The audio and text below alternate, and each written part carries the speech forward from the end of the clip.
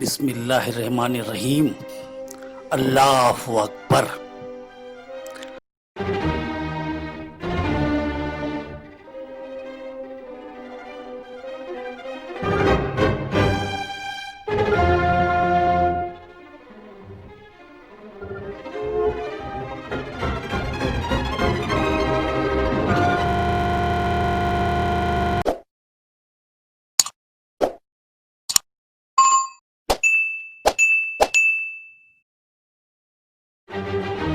سن 1203 قاصد التتمش قطب الدین ایبک کا پیغام لے کر غزنی کے قلعے میں داخل ہوئے. ان کے پیغام کو غوری کے دربار میں پڑھا گیا. پورا دربار دکنی ہندوستان کے فتوحات سے بہت خوش تھا. جشن منانے کی تیاری کی جا رہی تھی. اس بیچ محمد غوری نے التتمش سے کہا، تمہیں یہاں رکنا ہے اور تم سے ہمیں کچھ خاص مشورے کرنے ہیں. ہم دوسرا قاصد دلی روانہ کر رہے ہیں. اور اس کے بعد وہاں جشن کا ماحول بن گیا. لوگ جھومنے لگے. قبائلی گیت گائے جا رہے تھے.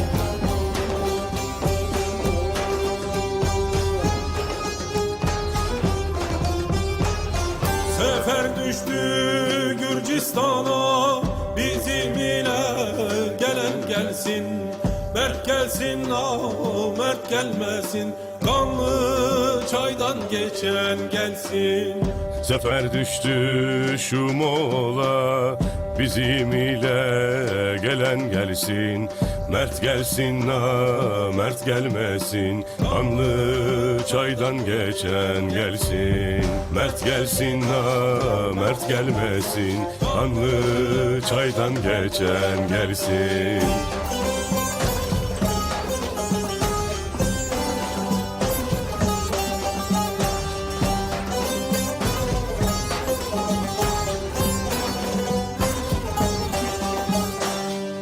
Kulak tut merdin sözüne, inelim meydan yüzüne.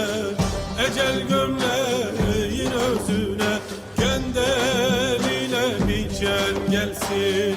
Ecel gömleğin özüne, kendeliyle biçen gelsin. Dinleyin yiğit sözünü, çekerim güzel nazını. Gürcistan'ın has kızını, terkin alıp kaçan gelsin. Gürcistan'ın has kızını, terkin alıp kaçan gelsin.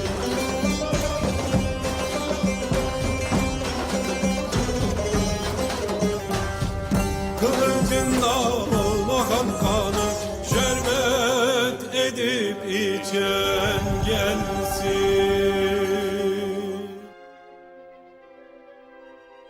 اور اللہ اکبر کے نعروں سے قلعہ گونج رہا تھا.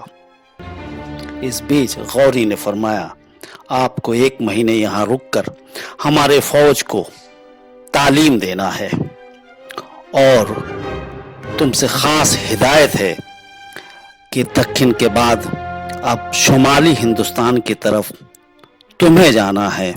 اپنی فوج کو لے کر ہم قطب الدین ایبک کو ہدایت کریں گے کہ وہ پورے ملک ہندوستان کا ایک نقشہ تعین کریں تاکہ مال گزاری اور محصول وغیرہ کی وصولیابی میں آسانی فراہم ہو سکے. اس کے ساتھ ہی جہاں جہاں فتوحات ہوئی ہیں وہاں امیر تعینات کیے جائیں اور اس کے ساتھ حکومت کا جھنڈا بھی ہمارا وہاں لگنا چاہیے. اس کے بعد التتمش نے 1 مہینہ رک کر فوج کو تعلیم دینا شروع کر دیا.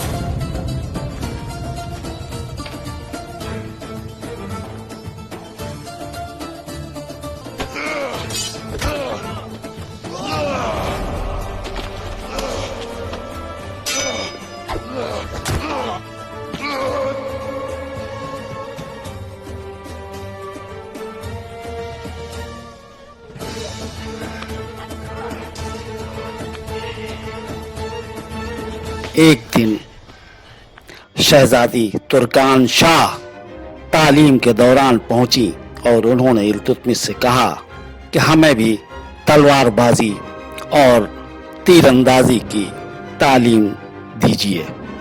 التتمش نے کہا، کیوں شہزادی صاحبہ، آپ گھڑ سواری کی تعلیم نہیں لیں گی؟ اس پر مسکراتے ہوئے ترکان شاہ نے کہا کہ گھڑ سواری ہمیں تم سے زیادہ آتی ہے۔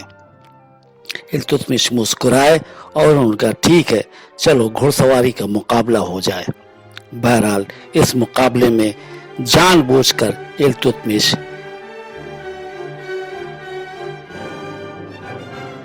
ترکان شاہ سے گھڑ سواری میں ہار گئے۔ ترکان شاہ بہت خوش ہوئی اور اس نے جا کر اپنے دادا محمد غوری کو بتایا کہ آج ہم نے گھوڑے کی دوڑ میں ہم نے التتمش کو شکست دے دی ہے۔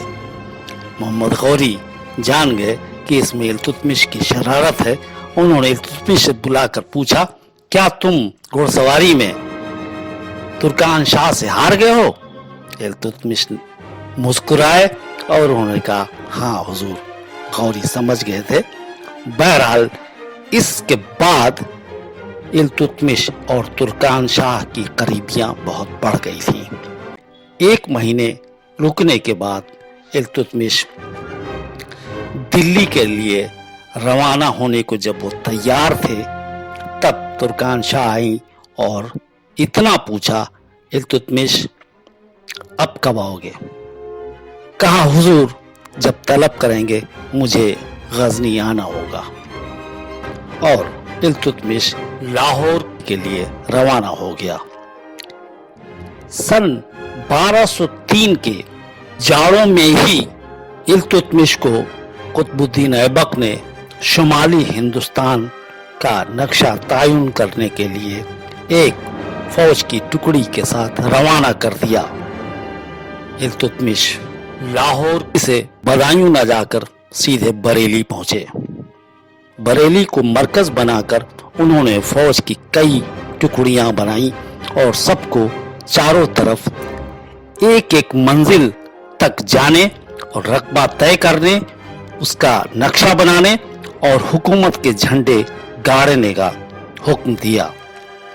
ایک منزل کا مطلب اس زمانے میں ہوتا تھا ایک منزل برابر 40 میل کے، اور 40 میل دونوں طرف اور شمال ہندوستان میں فوج دوڑتی رہی اور نقشہ بناتی رہی۔ کوئی خاص مزاحمت فوج کو کہیں نہیں کرنا پڑا۔ اس کے بعد پیلی بھیت ہوتے ہوئے یہ قافلہ نیپال کے پہاڑوں میں گھس گیا اور دور دراز کے نیپال کے پہاڑوں میں اپنے جھنڈے گاڑتے ہوئے، اور یہاں پر شمالی ہندوستان میں جو خاص بڑی بڑی دریائیں ہیں ان کو پار کرنے کے مسائل آئے۔ ان میں خاص طور سے دریائے شاردا اور دریائے گھاگرا، جسے اس زمانے میں دریائے جن بھی کہا جاتا تھا، اس کو پار کیا گیا، اور پار کرنے کے بعد ترائی کے نیپال کے علاقوں میں جھنڈے گاڑے گئے۔ پھر یہ قافلہ پہاڑوں سے اتر کر شہر بہرائچ پہنچا۔ یہاں التتمش کو بہت راحت محسوس ہوئی۔ یہاں نہ صرف بڑی تعداد میں مسلمانوں کو دیکھ کر وہ حیرت میں پڑ گیا، ان کا خیر مقدم مسلمانوں نے کیا۔ التتمش نے جب یہاں پر سید سالار مسعود غازی رحمۃ اللہ علیہ کی درگاہ کو دیکھا تو اسے بہت خوشی ہوئی، اور یہاں اس نے اپنا مرکز بنا کر اس نے اپنی فوج کی ٹکڑی کو چاروں طرف ایک ایک منزل کا رقبہ طے کرنے کے لیے اور نقشہ بنانے کے لیے روانہ کر دیا۔ اس نے مزار پر جا کر حاضری دی اور فاتحہ پڑھی۔ التتمش نے یہاں پر بہت ہی اثردار دعا مانگی۔ اللہ پاک سید سالار مسعود غازی رحمۃ اللہ علیہ کے طفیل میں ہندوستان کی حکومت کو مضبوط و مستحکم بنانے میں ہماری مدد کر، ہمیں اسلام کے راستے پر چلتے ہوئے ظلم و بربریت کو ختم کرنے میں ہماری مدد کر۔ یہاں خیمے گاڑ دیے گئے تھے इल्तुतमिश शहर के लोगों के हालात जान रहे थे। अपने खेमे में जाकर मजार के खादिम को तलब किया। सैयद सालार मसूद गाजी की दरगाह के खादिम थे हजरत मोहिउद्दीन। तारीख में मोहिउद्दीन के बड़े कारनामे लिखे गए हैं। मोहिउद्दीन की बेटी अनारकली से गयासुद्दीन बलबन की शादी हुई थी। ये तारीख हम बाद में बताएंगे। मोहिउद्दीन इल्तुतमिश के खेमे में आए। इल्तुतमिश ने उनसे यहाँ की खैरियत दरियाफ्त की। उन्होंने बताया, हजरत इस दरगाह में जेठ का मेला होता है, ये एक बड़ा मेला होता है। इसके अलावा उर्स होता है रजब के महीने में, इससे बड़ी आमदनी होती है। इसके लिए यहाँ के कुर्ब जवार के डाकू अक्सर दरगाह पर हमला कर देते हैं। यहाँ के दुकानदार और जायरीन को लूट लिया जाता है। जायरीन की बहु बेटियां, कस्बे की बहु बेटियां महफूज नहीं है। इल्तुतमिश ने यह सुनकर फैसला किया, फौज की एक टुकड़ी हिफाजत के लिए दरगाह में रखी जाए।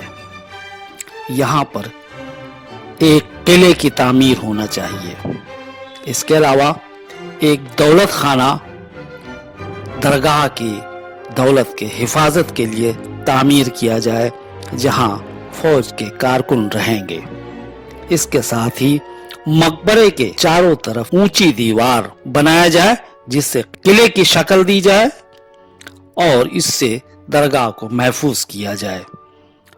मोहिउद्दीन को बहराइच का हाकिम बना दिया गया। इसके बाद इल्तुतमिश ने बहराइच में 1 महीने तक रुककर किले के नक्शे और किले की जमीन, दौलत खाने की जमीन और दरगाह के आस्ताने और मज़ार अक़दस के चारों तरफ दीवार उठाने की नक्शे को आखिरी शक्ल दी गई। 1 महीने के बाद यह काफिला मनकापुर अयोध्या होता हुआ जौनपुर पहुंचा। जौनपुर में कयाम करके इल्तुतमिश ने चारों तरफ अपनी टुकड़ियां रवाना की, जो एक एक मंजिल जाकर तायुन करती थी और हुकूमत के झंडे गाड़ती थी। मनकापुर में उन्होंने एक हाकिम की तैनाती की और उसके बाद अयोध्या में एक हाकिम तैनात किया गया और फिर जौनपुर में एक हाकिम को तैनात करने के बाद में इल्तुतमिश लखनऊती पहुंचा। लखनऊती आज का जो लखनऊ है, उस जमाने में गोमती के 2 कस्बों पर मुनहसर था। एक तरफ लखनऊती था, एक तरफ लखनौर था। लखनऊती को उन्होंने मरकज बनाया और इलाके में अपनी फौज की टुकड़ी रवाना की। इस तरह से नक्शे का तायुन करते हुए यहाँ से फिर वो लाहौर के लिए रवाना हो गए और लाहौर में कुतुबुद्दीन ऐबक को पूरे शुमाली हिंदुस्तान के नक्शे और यहाँ के मसाइल की जानकारी दी। लेकिन जब कुतुबुद्दीन ऐबक को बहराइच की दरगाह सैयद सालार मसूद गाजी रहमतुल्लाह अलैह की और यहाँ के हालात की, यहाँ के मुसलमानों की जब उनको इत्तला दी गई, तो कुतुबुद्दीन ऐबक बहुत हैरत में हो गया और उसने खुश होकर हिदायत दी कि बहराइच का खास ख्याल रखा जाए हुकूमत के निज़ाम में।